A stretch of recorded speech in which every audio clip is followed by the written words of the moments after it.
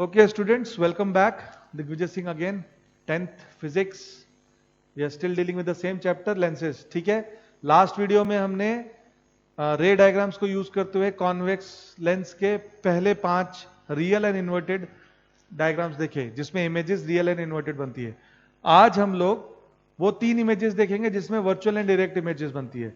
इसमें से 2 इमेजेस तो कॉनकेव लेंस की बनेगी और एक जो 6th केस हमारा छूट गया है कॉन्वेक्स का, वो भी वर्चुअल एंड डायरेक्ट बनता है। सो आई थिंक आपको ये पूरा एकदम समझ में आ रहा होगा पैटर्न, मैं ज्यादा इसमें टाइम नहीं लूंगा।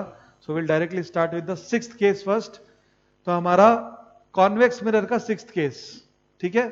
हम लोग अभी बात कर रहे हैं इमेजेस फॉर्म्ड बाय लेंसेज में सिर्फ वर्चुअल एंड डायरेक्ट इमेजेस जो बनाते हैं उसकी। ओके, क्या होगा यहाँ पे F1, यहाँ C1, M, N। कौन सा केस है ये? 6th case is the when the object is placed between F1 and O। F1 and O के बीच में ऑब्जेक्ट है, ठीक है। मैं इधर आ जाता हूं। F1 एंड O के बीच में ऑब्जेक्ट है। आप हमेशा ऑब्जेक्ट को कैसे दिखाते हो? A एंड B, बराबर है। ओके, अब हम 3 में से कोई भी दो रेस को यूज कर सकते हैं। सो रैंडमली चलो मैं पहली ले लेता हूं। A ray, incident ray parallel to principal axis, then the refracted ray will pass through the focus। ये पहली रे बन गई, वेरी गुड। दूसरी रे मैं कौन सी ले लेता हूं? सिंपल सी रे है। A ray passing through optical center O will go undeviatedly। अब आपको अगर ध्यान से दिख रहा हो, ये दोनों रेस पैरेलल नहीं है, ये दोनों रेस डाइवर्जिंग है। ये आगे जो बढ़ते जाएंगे तो इनके बीच का गैप बढ़ते जाएगा। तो ये दोनों डाइवर्जिंग रेज है और हमें पता है डाइवर्जिंग रेज में इमेजेस नहीं बन सकती। डाइवर्जिंग रेज के अगर इमेज बनानी है तो आपको क्या करना पड़ता है? Trace it backwards. तो मेरी रिफ्रैक्टेड रे कौन सी है? ये। रिफ्रैक्टेड रे कौन सी है? ये। इसको ट्रेस बैकवर्ड करना पड़ेगा। सिमिलरली इसको ट्रेस बैकवर्ड करना पड़ेगा। तो जहां पे ये ट्रेस बैकवर्ड होने के बाद मिलेगी, ये पॉइंट पे इमेज बनेगी। तो मेरी ये इमेज यहां बनी, A', B'। क्लिक किया, समझ में आया आपको? तो अगर object is placed between F1 and O, then NPS, nature, position, size, याद है ना?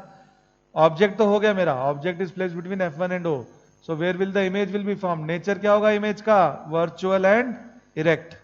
ये रियल इमेज नहीं है, ध्यान रखिए। दोनों रेज आपस में नहीं टकरा रही हैं।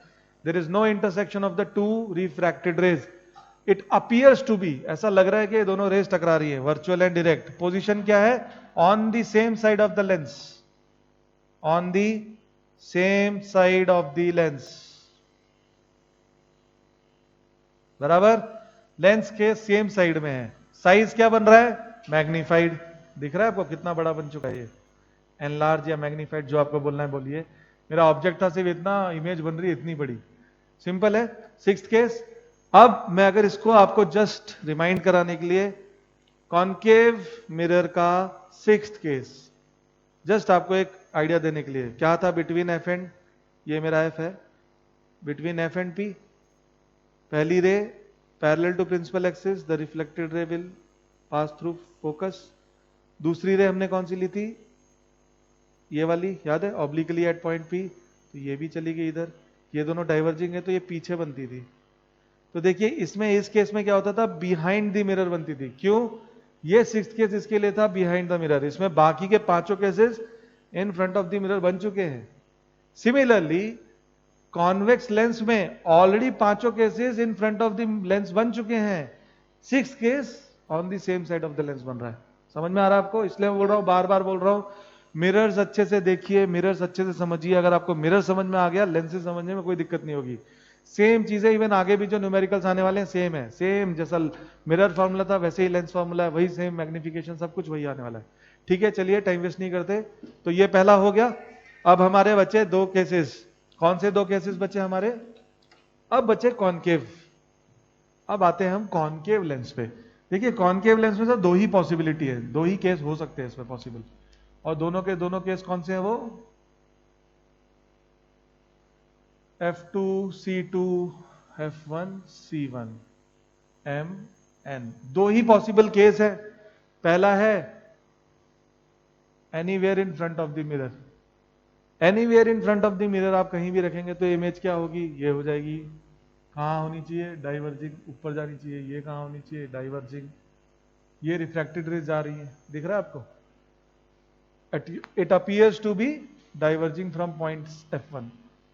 बस, so if the object is placed at infinity, if the object is placed at infinity very far, where will the image formed?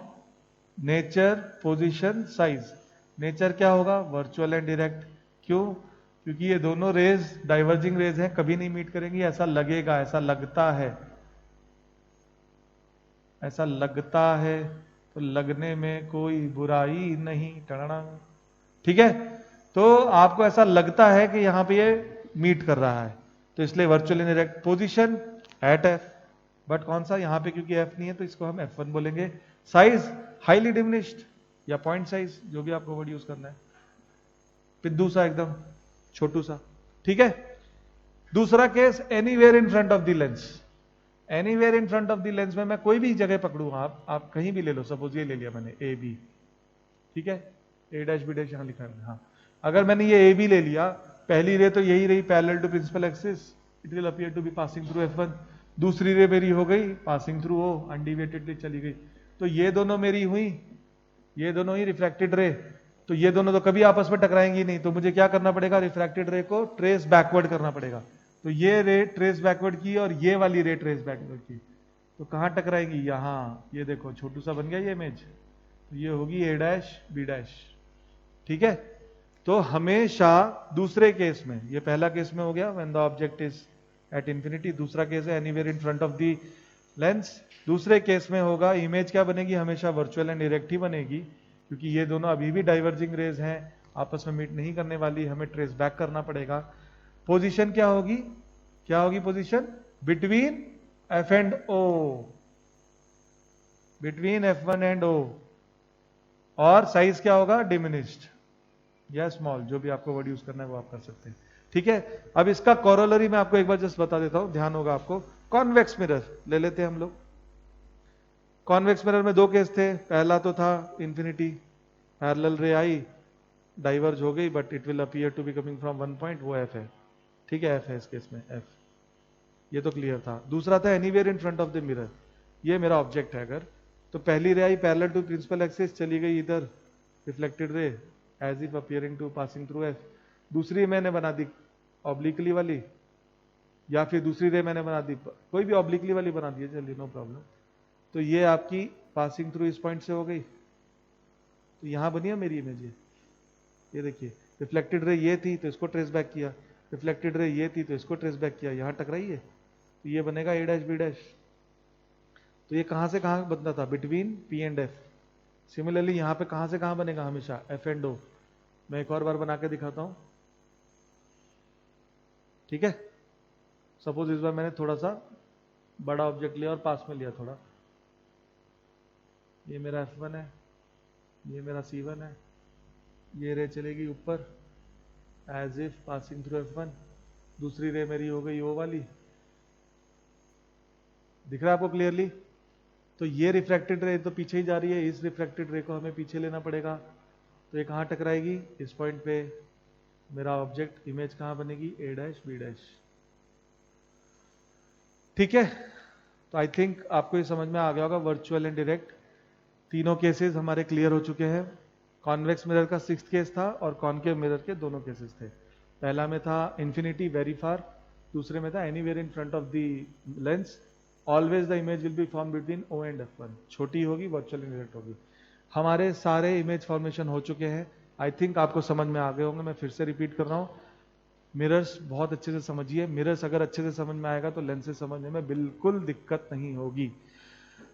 फिर भी नहीं समझ में आया तो please call me back for any clarification, question और doubt. Thank you very much, धन्यवाद।